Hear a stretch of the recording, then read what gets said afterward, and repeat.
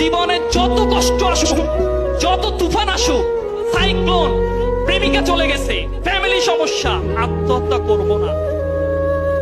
বলো,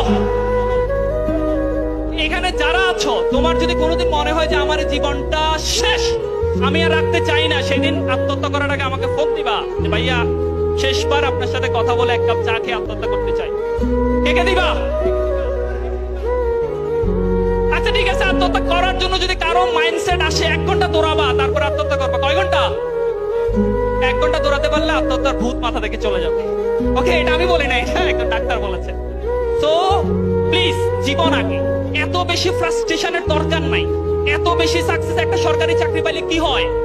8টা সরকারি চাকরি পেয়ে গত 29 মে সুইসাইড করছে। 8টা। কয়টা চাকরি?